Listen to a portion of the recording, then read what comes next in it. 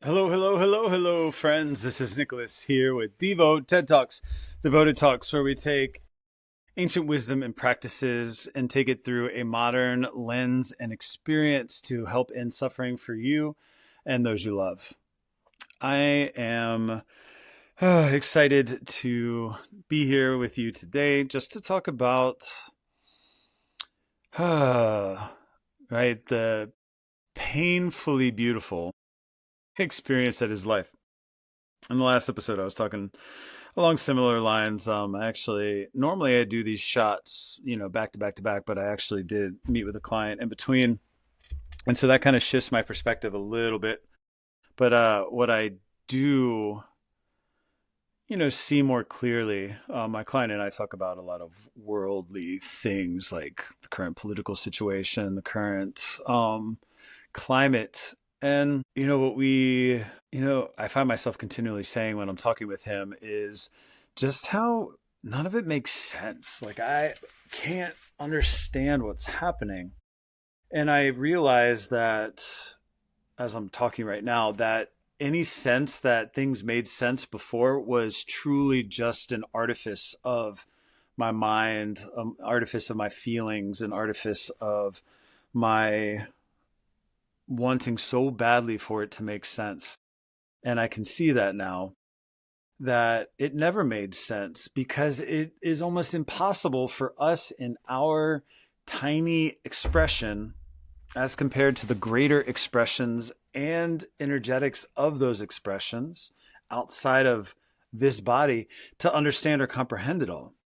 Now, what's different is the human systems. Like, there are systems that were created by man that are knowable. However, what has been interesting as of late is people operating independent and outside of these systems, or fraudulently operating within these systems, as in taking advantage of them, as in manipulating them for their personal gain or advancement. And that is fascinating to observe, because in many ways it's like, well, why? Like, the only way that that's possible, that people can do this and do it in good conscience, is that they somehow look at others as less than. And now let's talk about systems where people can look at people as less than. One, in a capitalist society, they don't have as much money. But the irony of that is that a lot of wealth in our country now has been inherited.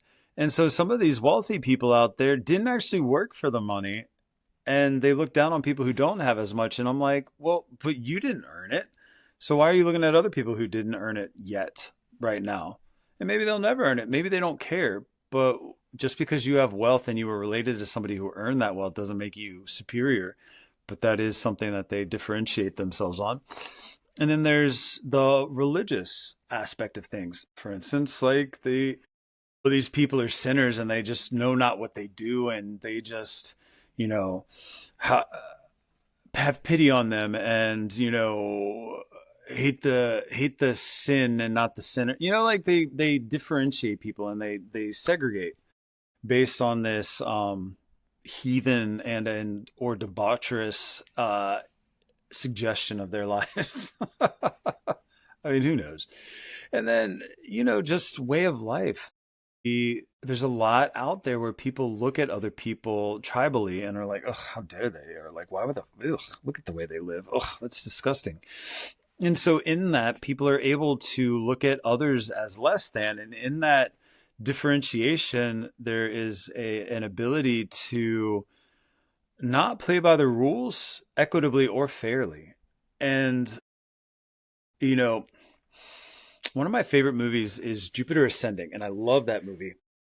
And one of the lines of, the actors in there is, "My mother taught me that some lives will always matter more than others." And in that society, that clearly was true, and it was all based around wealth and resources. And that's probably where we're headed right now.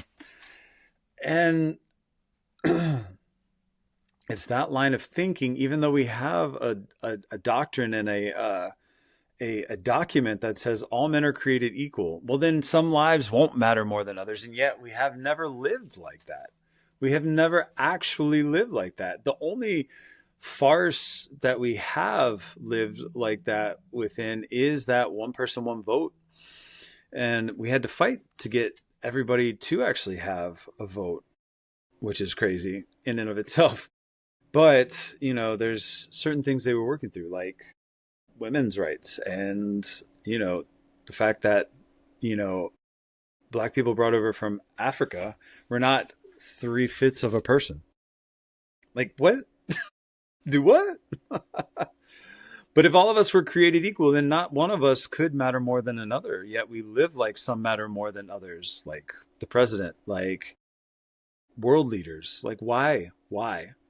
And it would be different if, it were level playing fields, but now with super PACs and stuff, like there's all this money to make people look better than they really are and or to influence what does or does not happen. And it's all convoluted right now.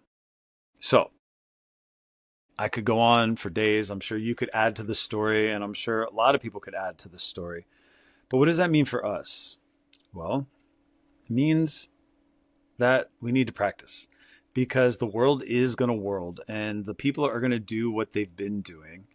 And it's never going to be them changing that affects the world that we want. It's us changing, right? Be the change you wish to see in the world and let it reflect back to you. And that's so much easier said than done. And yet it is easy as taking in the moment to set the intention and then letting it go and not being attached to the outcome. But again, who doesn't want to be attached to the outcome? Because if you want something, you want something. Well, therein lies the practice. Can you not be attached to things, the outcome, or how you view yourself in relation to that? The answer is yes, you can. But have you ever thought about it? Has it ever crossed your mind? Is it important to you? Like, what's more important? Like society or your life as you know it now, or seeing a change, right?